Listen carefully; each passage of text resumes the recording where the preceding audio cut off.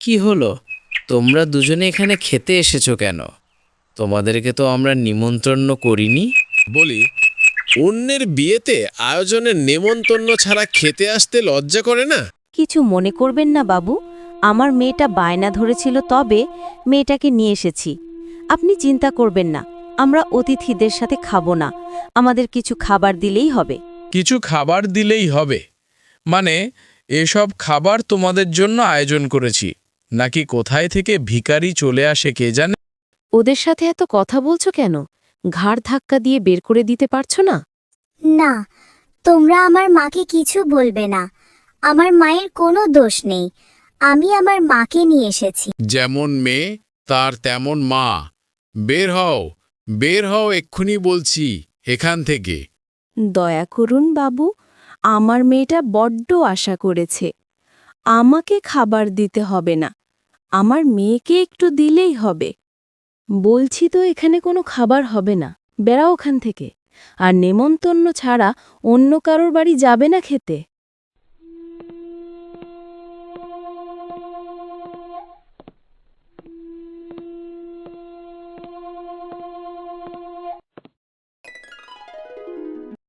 আমি কতবার বলেছি বিয়েতে যাওয়ার প্রয়োজন নেই, তুই তো শুনলি নে। দেখলি তো কতগুলো লোকের সামনে ঘাড় ধাক্কা দিয়ে বের করে দিল। আমি বুঝতে পারিনি মা, ওরা যে ভালো মানুষ নয়। যদি বুঝতাম তাহলে যেতাম না। ক্ষমা করো। এখন আর কি লাভ ক্ষমা চেয়ে? আমি তোকে যা পারি তাই খাবাই। এমন তো নয় যে তোকে না খাইয়ে রাখি। মা, সারা মাস এরকম শাক পাতা খেতে ভালো লাগে না। সেই জন্য তোমাকে বিয়ে বাড়িতে নিয়ে যেতে বলেছিলাম। আমার কি একটু খাবার দিলে ওদের কমে যেত? কমে যেত না, কিন্তু ওদের মন মানসিকতা ভালো নয়। ওরা খারাপ মানুষ, ওরা গরিবদেরকে মানুষ বলে মনে করে না। দেখো মা, আমরাও একদিন বড়লোক হব। বড়লোক হয়ে তাদেরকে বুঝিয়ে দেব। থাক মা, ওসব বলতে নেই। আমরা যদি তাদের মতো করি তাহলে আমাদের সাথে তাদের কোনো পার্থক্য থাকবে না। ওরা যে অপমান করে। তাতে কি হয়েছে? এসব অপমান গরিবের গায়ে লাগে না। আমাদের ভালো দিন আসবে, তারপর তুই পেট ভরে খাস, তুই কষ্ট পাসনে। না মা, আমি কোনো কষ্ট পাইনি। আমি আর কোনোদিন তোমার কাছে ভালো মন্দ চাইব না। আমি চাইনি তোমাকে আমার জন্য অপমান হতে হোক, দুঃখ পেতে হোক। বলছি, গিন্নি, ব্যবসায় তো একটু লাভ কমে গেছে। এভাবে চলতে দিলে হবে? এবার কি করা যায় বলো তো? টাকা পয়সা হাতে আনতে হবে তো। তা তো আনতে হবে। এত বড় একটা বিয়ের আয়োজন করে ফেলেছি, সেখানে কতগুলো টাকা গেল। সেই টাকাগুলো তো এখন জমাতে হবে।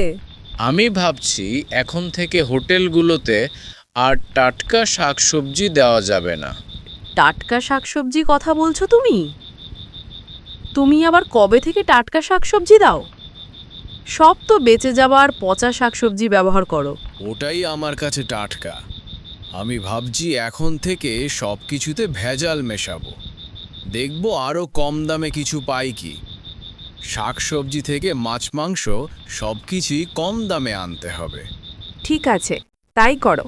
তাছাড়া যাদের কাছে সুদের টাকা বাকি তাদের কাছ থেকে আদায় করো, না হলে জায়গা জমি দখল করে লাও। আমিও সেটাই চিন্তা করেছি। গরিবেরা আমার কাছ থেকে টাকা নেয় কিন্তু সুদ দেওয়ার নাম নেই। এই দিকে আমি কিভাবে চলছি সেটা আমিই জানি।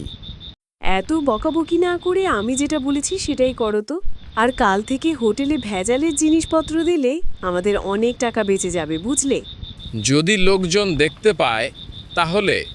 দেখতে পাবে কি করে? তোমার কি একটা হোটেল? কত হোটেল!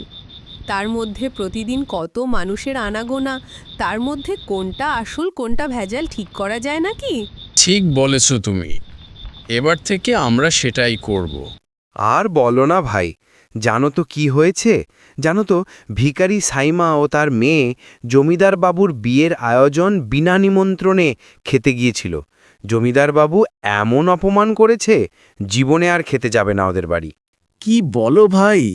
ওদের খাবারের এতই অভাব যে বিনা নিমন্ত্রণে খেতে চলে গেল? এটা একদম ঠিক হলো না।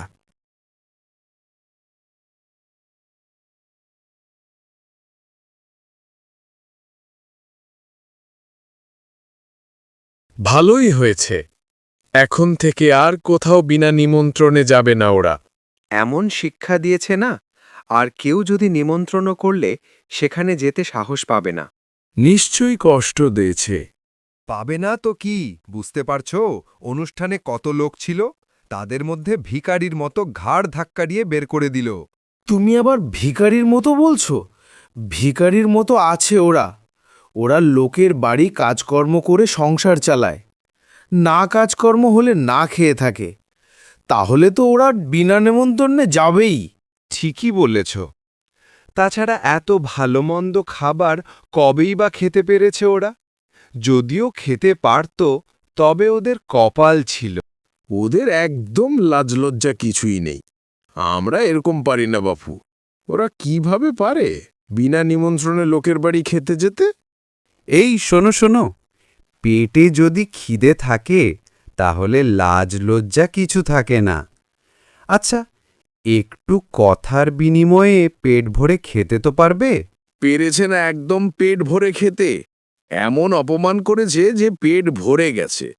এমন পেট ভরেছে যে আর 1 সপ্তাহ আর খেতে লাগবে না। ঠিকই বলেছ, আর 1 সপ্তাহ না খেলেও কিছু মনে হবে না, আর টাকাও বেঁচে যাবে।